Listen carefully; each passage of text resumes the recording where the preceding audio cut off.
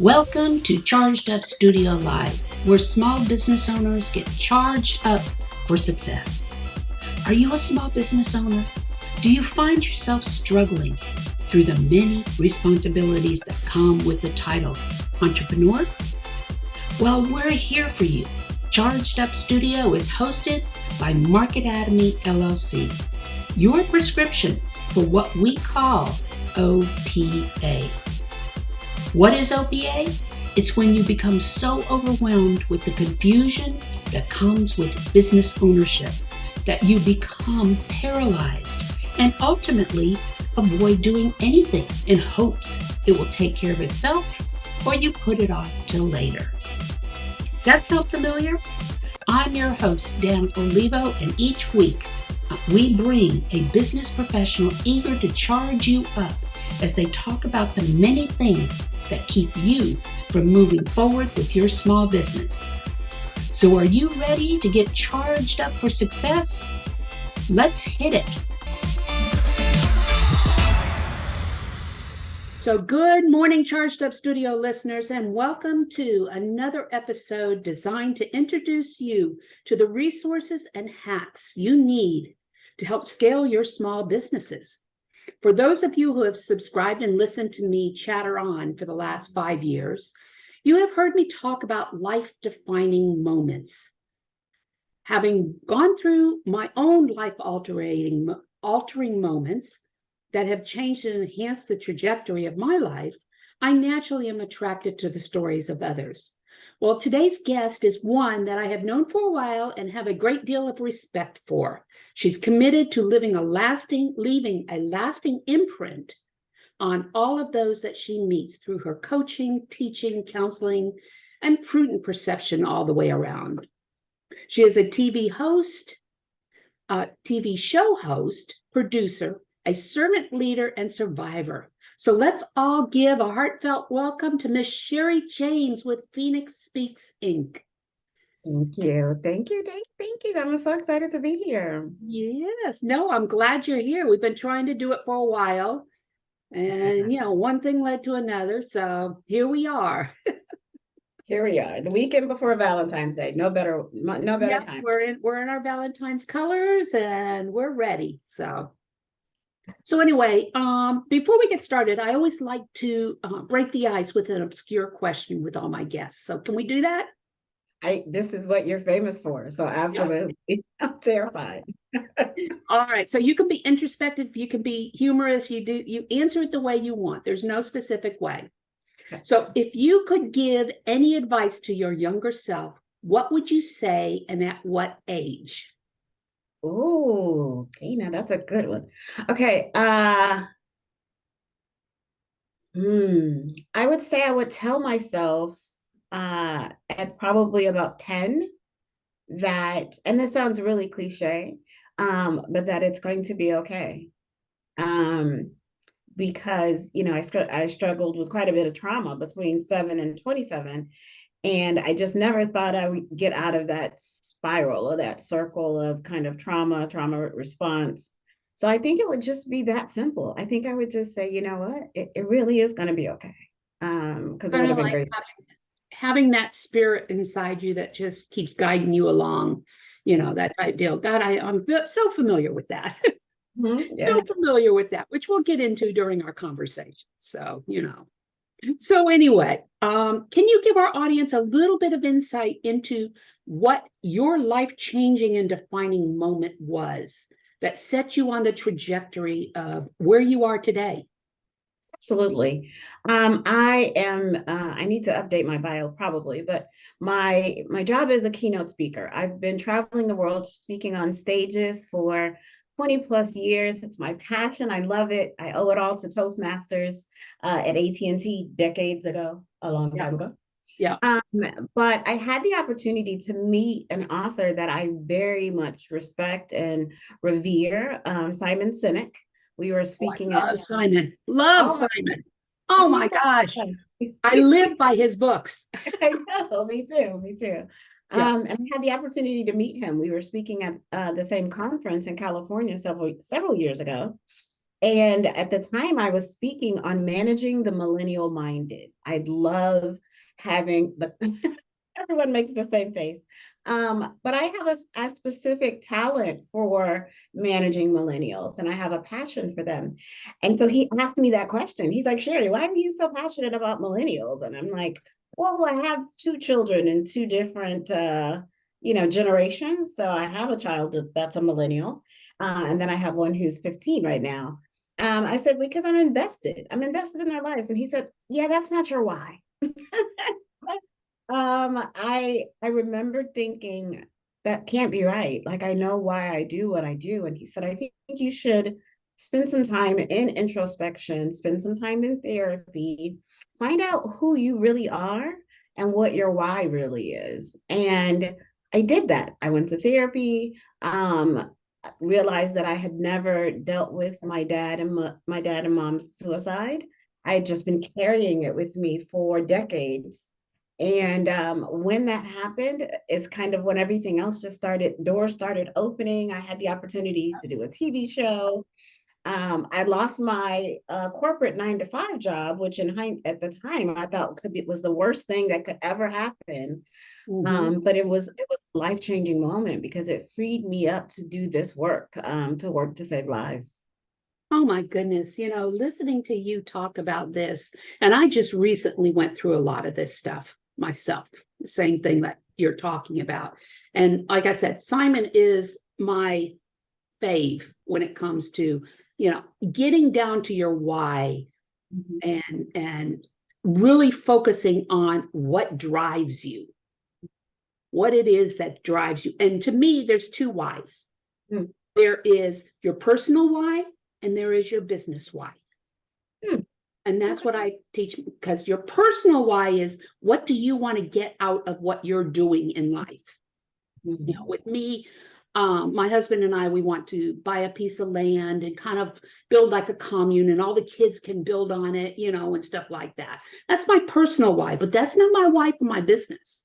Okay. My why for my business is I want to genuinely make a difference in the small micro business market by decreasing the number of failed businesses. That's my why.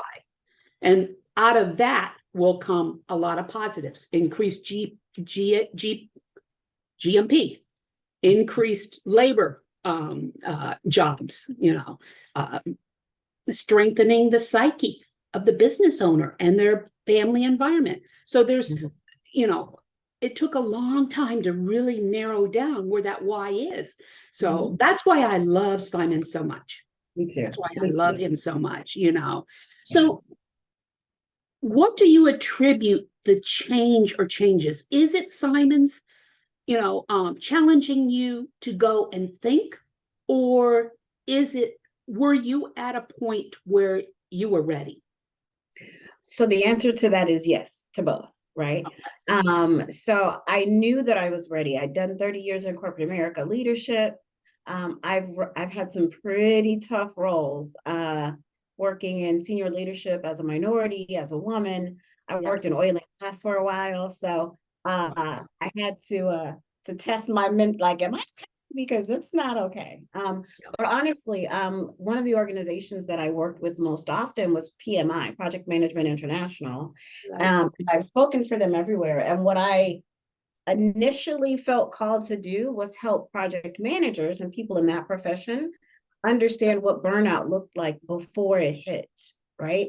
So I think that was the original kind of catalyst, as how I moved my keynote speaking from leadership topics, servant leadership, managing millennial minded, all of that. Those things were still very important to me, but the thing underlying that was that emotional and mental support that we all need, whether we're in high school, whether we are in university or at work. Even if we're in the C-suite, we need to have this kind of normalcy when it comes to our mental wealth. So I think I was ready. I think that Simon knew that I was ready more than I knew I was ready.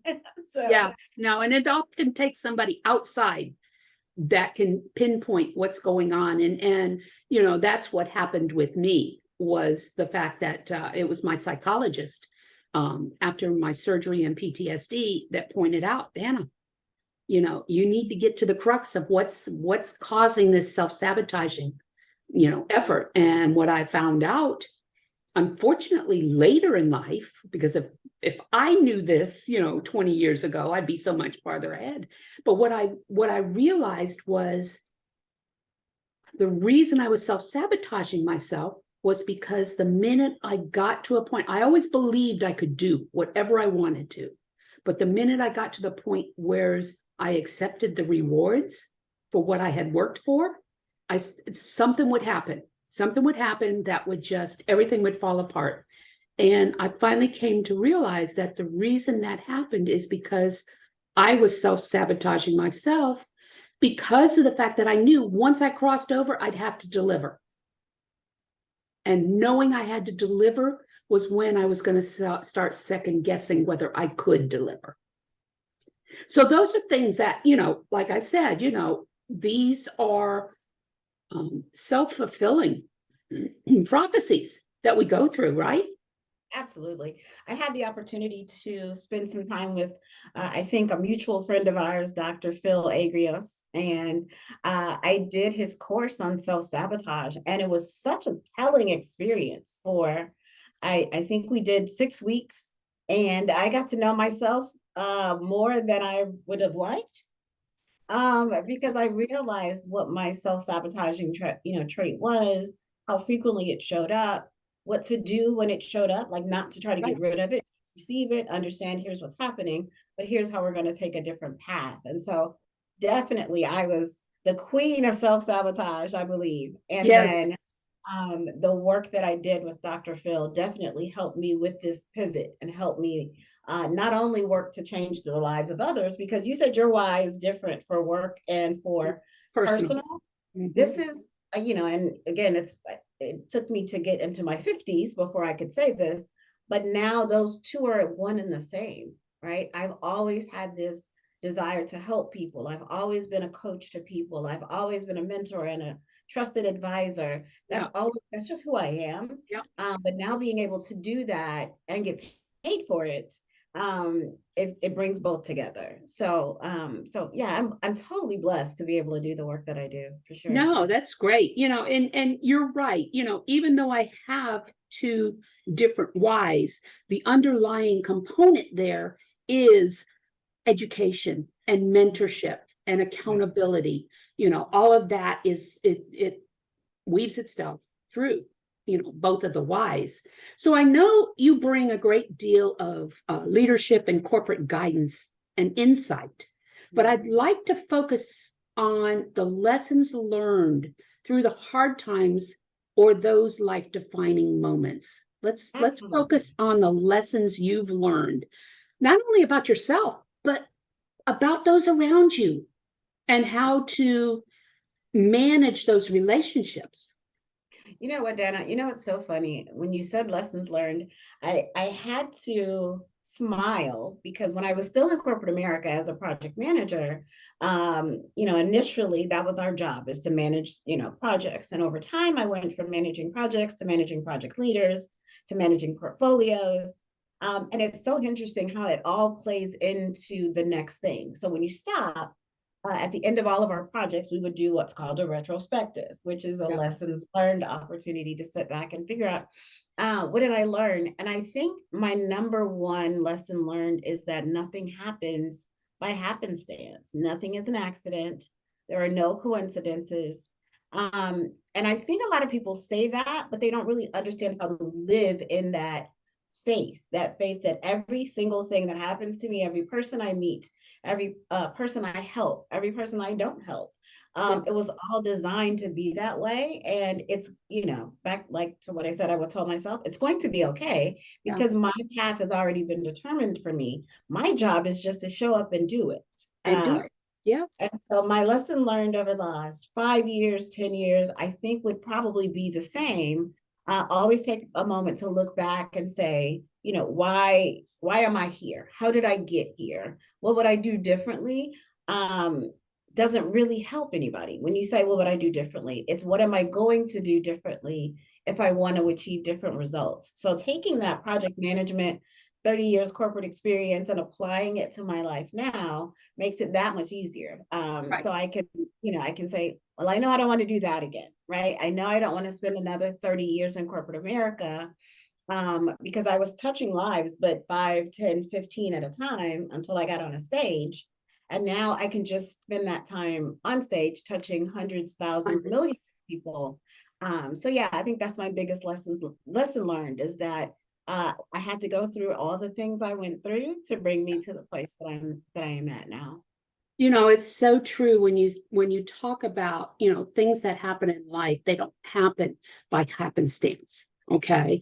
And, one of the things I have learned over many years is the fact that to pay attention to what's going on around me, pay attention to what's being said or what I'm being led to, because, like you said, generally it's by design and it's by his design.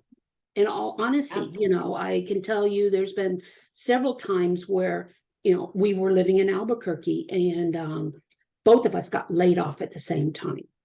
Okay. And we made the decision we wanted to stay in Albuquerque because we loved it so much. But then one day I was sitting in my husband's office and we were talking about his mom. His mom had just found out she had breast cancer. And, we were debating whether we wanted to come back to Florida, to be with her and everything. And at that same moment, we got a call from his ex-boss in Florida saying, would you like to come back to Florida? We'll pay for your house to be sold. We'll take care of all the moving expenses. And we looked at each other and we said, okay, that's a sign. That's God speaking to us, And so many things have happened like that in my lifetime. So in answer to what you're talking about is we've got to look at what's being told us, what is in our life, listen to it, take a step back and explore it and say, Right. Is this on the trajectory that I have planned for my life? Or is this going to take me completely in a different direction? Right. Yeah. Yep. And a lot of us went through that with COVID. Oh, absolutely. Absolutely. Yeah. But I think COVID also gave us the opportunity to have this new, it's almost like a renaissance period, right? People had the opportunity to reevaluate who they've become, the work that they've done, the things that they've not had a chance yet to do. I think there was this general sense of almost regret where people were like, oh, wait, if we're going to spend the rest of our lives inside, I never got a chance to travel to New Mexico, or I never got a chance to paint that painting I always wanted to do. So COVID to me, I always talk about things in mental wealth deposits and withdrawals. I think there were so many mental wealth deposits that came as a result of the pandemic because people realized I'm just grinding. I'm just going to work every day and I hate my job and I hate my situation and I hate the commute and all of those things. And to realize here's what brings me joy. What brings me joy is helping people and coaching people and loving on people. And so if I have the opportunity to do that, and oh, by the way, also still eat because that's important. Yeah, and that's exactly it. I think part of the realization that came out of COVID is, first of all, the family environment. People, the majority, I'm not saying everybody, some people just, it came to light that maybe they weren't to be together. Okay. But I'd say the majority of them got to spend time with their kids, and things like that because they couldn't go to daycare anymore, or anything. So, and then they realized I don't need to be working these, 10-hour, 12-hour days to make all this money when I just cut back on a little bit of, a few things and I can spend more time with my kids, So yeah, that's, it's important for us to, take stock. And I love what you talk about mental wealth and deposits and withdrawals. Explain that a little bit more to my listeners, because I think it is just eye-opening, really. I would love to.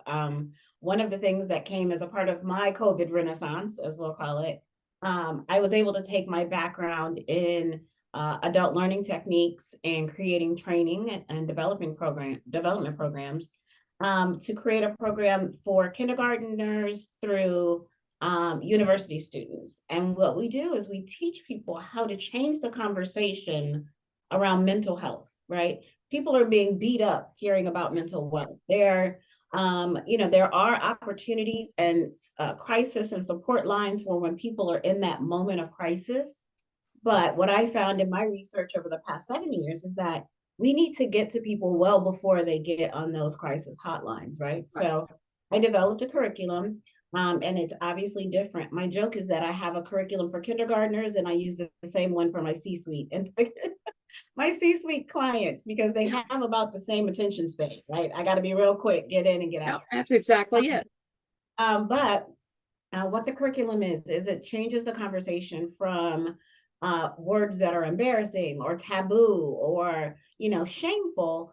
Everybody wants to be wealthy, everyone, right? Even a 5-year-old has the concept of having wealth. They have an understanding of a transaction. Like, if I give you this cup of coffee, was that me giving you a deposit or was that a withdrawal, right? And so when we start having those conversations, two things happen. Children are more apt to have conversations about their emotions, about the response of what their teachers do, what their parents do, what their their friends in class are doing. But it also has an underlying benefit, because my research showed that most of these kids have no concept of even basic financial literacy when they go into college. No one's teaching them about, they're not balancing checkbooks anymore like we had to, right? So what this does is it gives them the opportunity to learn two things at the same time: very basic vernacular when it comes to financial literacy, and apply that vernacular to their mental health. One of the examples that's my favorite to use is, every morning I wake up, I say I woke up feeling like $1,000,000, right? And so that's my goal every morning. I wake up feeling like $1,000,000. I have breakfast with my son. That's a deposit in my mental wealth ATM. And that's a deposit of 5 million, because I love my kid. And the fact that he still talks to me at 15 is awesome. Now I can get in the car and drive to take him to school, and someone will cut me off. And that could be a withdrawal. But I could be like, oh my gosh, these drivers in Texas just, and that could be a withdrawal of whatever, 1,000. Or I can change my mindset and say, well, this person cut me off in traffic. They didn't hit me. I didn't hit them. They're safe. I'm safe. I'm going to take that. Reframe it. Reframe it.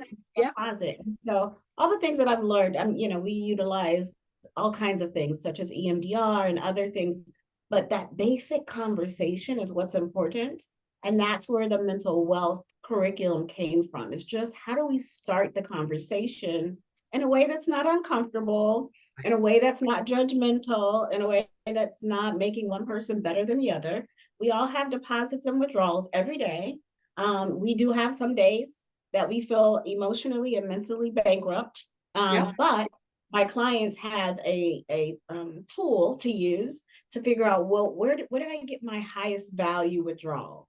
If I'm mentally bankrupt today, then I know I need to call Coach Karen, because I know she'll make a huge deposit, and she's one of the things that I refer to. So so it's a great class to teach, because it just changes the conversation. People are like, wait, I thought you were talking about suicide prevention. I would imagine it would also go a long way in helping with the bullying situation. A lot of it, because you can have those kids can have conversations and speak in similar terms so their teachers can understand. And even the other children, right? Like the other children don't want to have a withdrawal from their own mental account. So they understand that their behaviors, that we hold accountable for them. So absolutely. Right, exactly.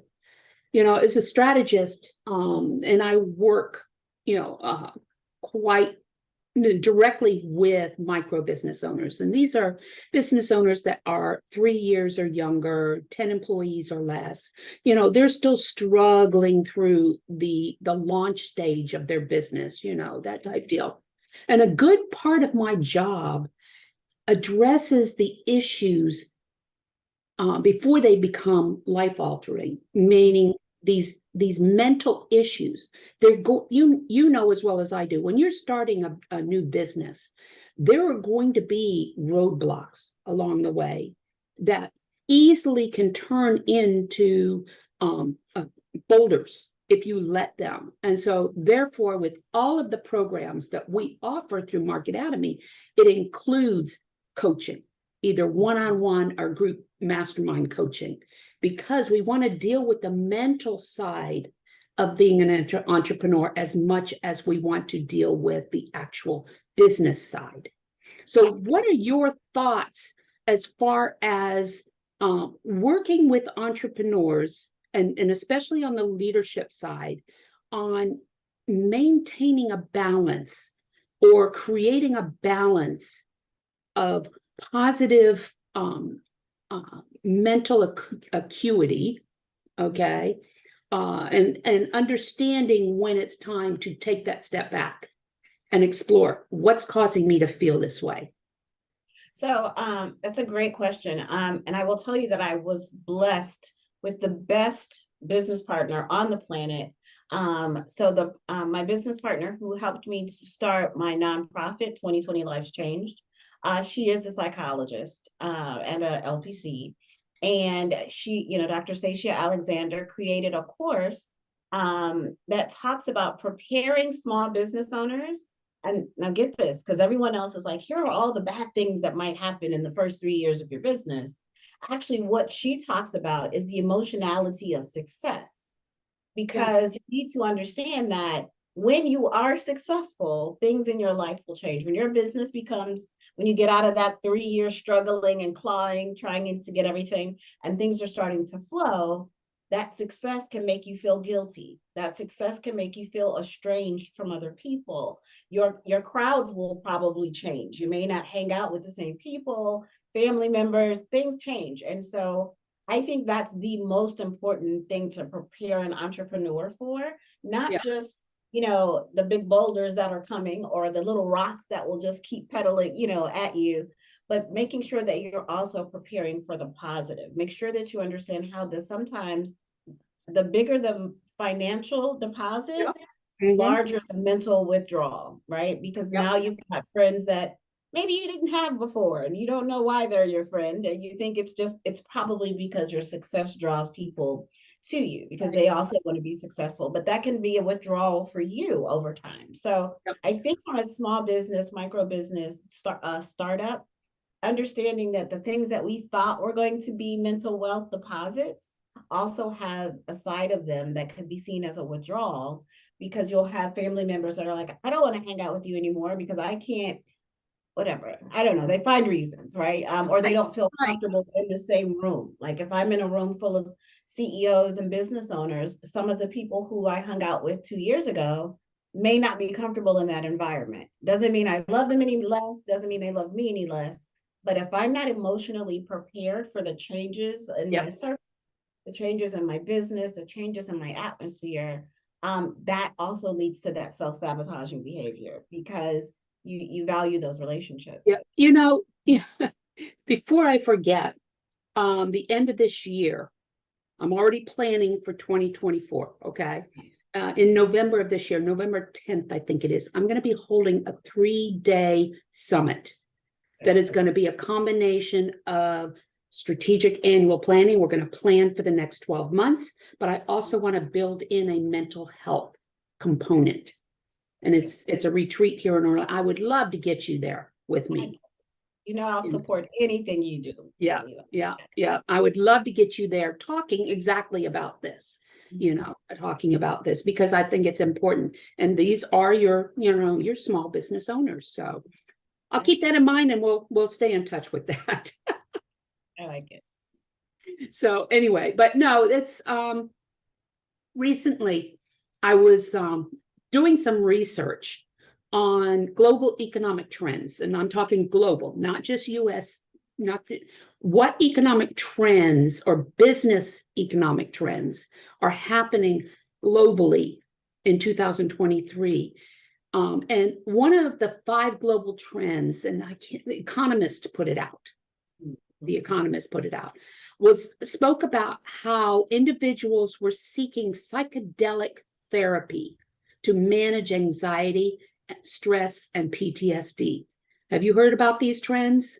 I have, absolutely. I actually have one of my really good friends. She just started her own practice.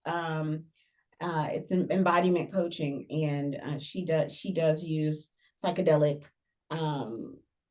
assisted therapy is one of her modicums. So yeah, it definitely is a trend, which is interesting because I feel like I lived through the last time people were using psychedelics, right? I don't know if they necessarily said that it was for mental health reasons, but I just remember I don't think that ever really went anywhere. I think that's been around for a long time. Well, People it's are just just now now, comfortable yeah, having conversations. it's just now becoming very popular. And as much as I'm not against something like this, because I know that it's understanding the purpose behind it. Absolutely. Understanding the purpose behind it. My son is very much into holistic healing. And he's gone to Peru a couple of times where they've done the mushrooms and things like that, and he swears by the way it's opened up his mind, and those kind of things. But where my concerns come is the reliance on this rather than dealing with the root issues. Yeah, I agreed with you before I knew more about the practice. And I think, and just in my limited experience, so this is not my Right. wheelhouse. Mine's very limited too. Yeah, my opinion. But it seems as though the people that I know that have utilized it, it's usually like they need it once or twice just to open up their mind so that they can stop their limiting beliefs, which we all know that we have. Every human has our own self-limiting beliefs.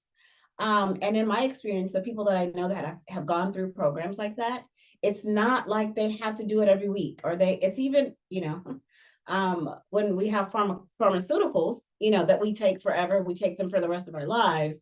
The difference that I've seen in my experience is that people can have 1 or 2 of these experiences, realize their own self-worth, their own self-value, and there's no need in some cases for that every day continuing to medicate and continuing, because they now see themselves as whole, they see themselves as bigger than they've ever imagined themselves to be. And so now, minus those self-limiting beliefs, they can go and accomplish pretty much anything, because we talked about how our self-sabotage shows up.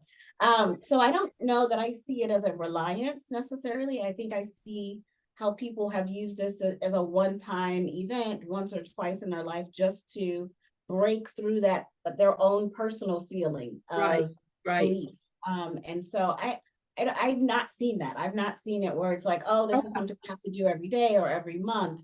I've seen it as an experience that allows all of the other modalities to work, whether it's therapy, whether it's equine therapy or EMDR or talk therapy. But you're speaking from a place, from a holistic place that you've seen, that you might not have seen before. So, You're right. Yeah, so it's not. I don't Well, know. like I said, I don't know a lot about it.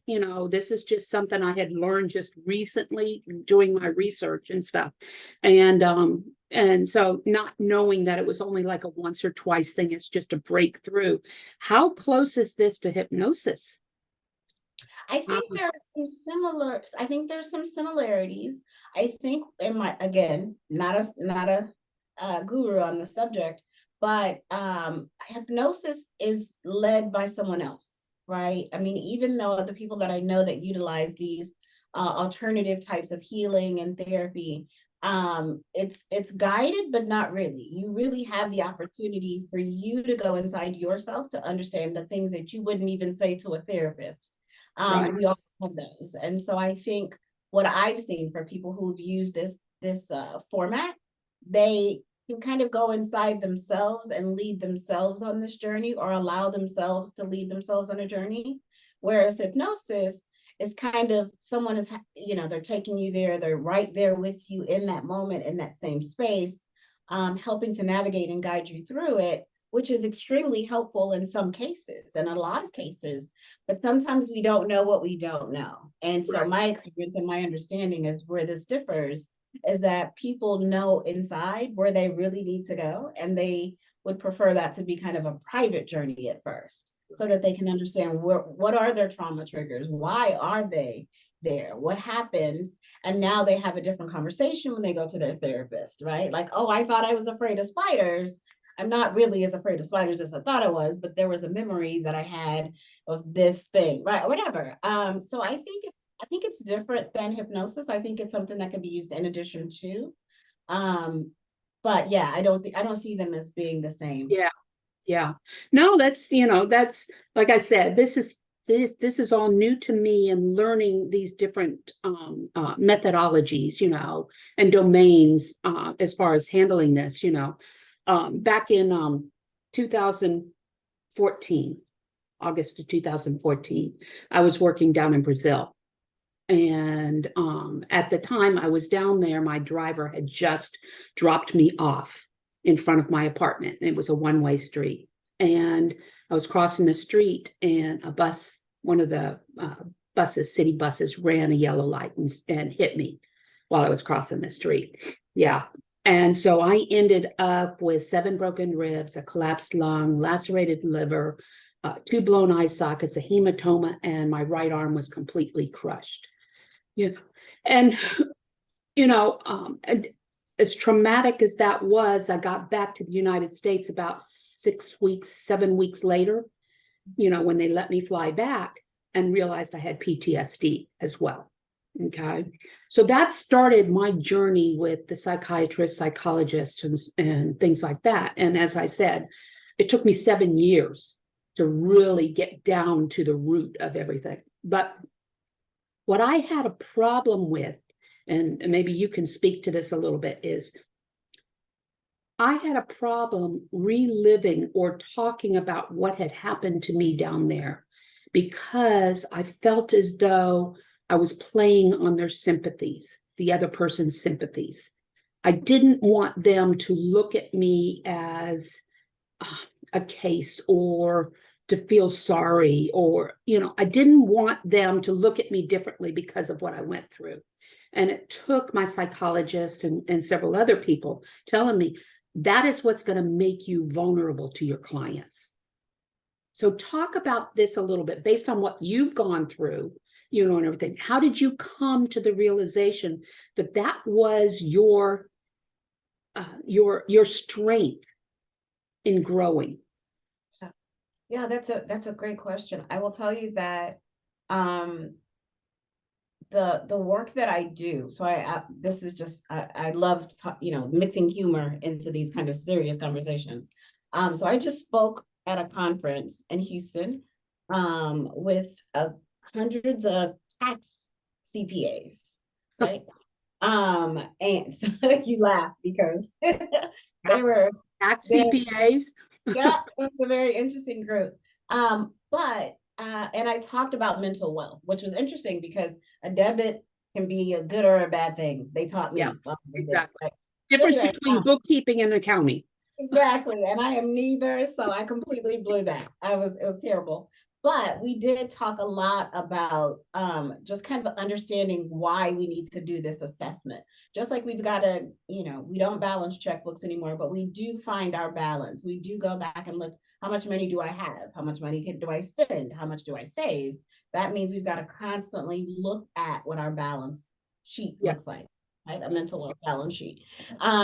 Sadly, so many of us spend our lives not looking at it, right? We just have this tunnel vision. I know I'm probably mentally bankrupt. And because I believe that, I'm just going to keep going on with that belief, as opposed to sitting down and writing it down and looking at it and saying, okay, wait, well, I mean, I woke up today, so there's that. You're above ground. As long as you're above ground, you're doing good. But one of the things that I enjoy about what I do now is that I make people get out of their comfort zone, right? And I make them write down the things that bring them joy. And almost every class that I teach says dance, right? Dance is a mental wealth deposit for them, right? So I have the the AV person, put some music on, and I make everybody get up, and I make them, right? And for a group of tax CPAs, they were like, what? She wants us to dance? What does this mean? But from a trauma response perspective, if we are afraid of the stories of our past, if we're afraid to go back and look at them, then we can't heal from them, right? They stay in charge. Those feelings of fear or insecurity, they stay there, right? As opposed to going back and saying, hey, that happened so long ago and I survived it. Yeah. I'm still here. And that's my daily mantra. Like, do you know what I went through? Like, if you knew what I went through, then you understand where I am today. And I'm so much better off today than I was 5 years ago, 7 years ago. And I have also a PTSD diagnosis. But for me, it's not about living in the past, and it's not about what my therapist thinks about me. I had a very similar perception when I first started therapy after my divorce. I'm like, I don't want people to think this of me, but that wasn't really my fear. My fear was what I thought of myself. I pay my therapist, right? I mean, it's not that I don't care what she thinks, but I pay her. This is her job. This is what she does for a living. So I think that's another one of those limited beliefs that we hold about going to get help, is that they're going to think something of me. They're going to think I'm crazy. They're going to think this, and they don't. They went into this line of work so that they could help people understand themselves. And so sometimes when you flip the screen around, it's really our insecurities and our not willingness to accept, yes, this happened, but yes, also survived it, and I'm okay. I'm better today than I was in. My healing journey will take my whole life, but I do have to go back from time to time to remember, why am I responding to something that happened today in this manner? It's because it reminds me of something that happened a long time ago, that if I don't remember what that is, then I don't make that connection, and I constantly make the same mistakes. So it was a telltale sign when the accident had happened that I knew where my self-sabotage was coming from, okay? Because I was in the ambulance. I don't remember the accident at all, okay? And the last thing I remember is the headlamp of the bus right on top of me. And I just kind of let myself go. So by the time I finally came to realization, and I thought I was dreaming, came to realization in the hospital, in the ambulance, as I'm being wheeled into the hospital, I looked up and I said, oh, hell, Dana, what did you do now? And that was my comment, and that's a telltale sign. I knew back then, that in my mind, I did this to myself. Absolutely. I did this to myself. So, I think it's important, like you said, do you think that those individuals like us, okay, who continuously grow and continuously move forward, that we are doing that because of a tragedy that's happened in the past? Do you think it's always something that triggers us to work harder, or? I think it depends on the person. If I had to speak about myself, I would tell you that I go through seasons, right? I go through seasons of life where I just have to be busy. And again, that some of that is PTSD from 30 years in corporate America, to be honest, right? Some of that is just, I just have to stay busy. But because I have such an amazing mental health team, they help me to identify those kind of repeated behaviors that can kind of send me on this spiral, right? Okay, you're spending a lot of time, away from your support circle. Why? What's going on? Like, what is happening? So those triggers happen every day. Like, and I work in suicide prevention, so you can't imagine how many times a day I hear about someone whose family member or friend died by suicide, and it takes me back to my own trauma, right? But what's happening over time is that I learn how to go recognize that thought, the feel your feelings statement, right? Okay, I feel triggered in this moment, and I should, because that's what makes me relatable. I know what it's like to have suicidal ideation. I know what it's like to be the child of parents that have been lost to suicide. So I go back identify where the trauma came from, and then I come quickly back to say, I can hear you, I understand you, I can empathize with you, because I have we have this shared lived experience, right? Right. So I think it's important for people to understand that, like, our brains were just trying to protect itself, right? Yeah. If we're not able to process the trauma in that moment, then our brain just puts it in a little package with a bow on it, sits it And over it'll here, come out later. and it's like, we'll deal with that later. Right now, let's get your arm better and heal these ribs and get you breathing, and let's work on the body first. Yeah. And when it's time, we can come back and unpack this little box, and maybe we'll just take one thing out of it and put it back. Yeah, that's exactly what happened to me, you know, and I knew physically I could heal. Mm-hmm. You know, it was but I knew I could heal physically. But the mental stuff, the PTSD, that was probably the hardest thing I'd ever gone through, you know. So anyway, we're coming up on the end of another episode of Charged Up Studio. Are there any last minute tips or offers you want to express to our audience? Absolutely. So we are in the process of rebranding our company, which is good for everyone else. It's a lot of work for me, I will tell you. But I am setting up all of our scheduled events for 2023. So in the event that you need a keynote speaker, a coach, I do executive coaching, but specifically around the keynote speaking for the rest of the month of February. If you book for 23, you get 23% off of our listed costs for our keynotes. So definitely, if you mention your show, then your listeners will be able to receive a 23% discount on any of my keynote packages available for 2023 through the month of February. So you can find me on your schedule for November. So you got it. I love it. yeah. So definitely. How can people get a hold of you? So LinkedIn is my favorite place. So Sherry James PMP. Again, we're rebranding our website, so I don't want to send anyone there just yet because it's still kind of all over the place, but definitely find me on LinkedIn. You can find me on my YouTube channel, Sherry James PMP, and you'll see some of the work that we've done already, including our TV show, Creating Mental Wealth. So not very hard to find me, but LinkedIn is my preferred method because it's where I hang out the most. So excellent.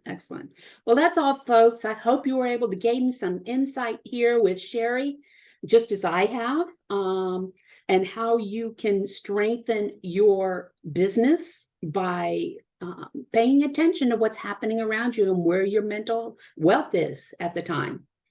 Charged Up Studio is brought to you by myself, Dana Olivo, host, and also CEO of Market Atomy, LLC. Charged Up Studio is brought to you each week on Tuesday and is part of the small business ecosystem developed specifically with you in mind, the small business owner.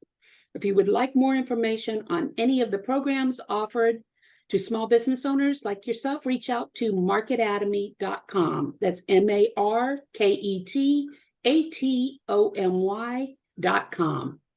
Until next week, go out and have a charged up week. And thank you once again, Sherry James.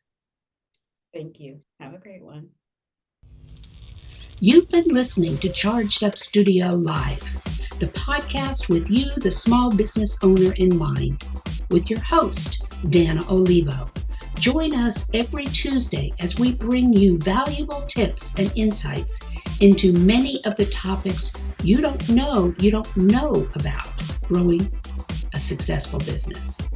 Please leave us a review on any of the streaming platforms you are listening to, or visit us on the YouTube or Facebook page and leave a review or subscribe so you don't miss another episode. You can also support us through Patreon by visiting our website, chargedupstudio.live, and click on the Patreon link. Until next week, go out and have a charged up week.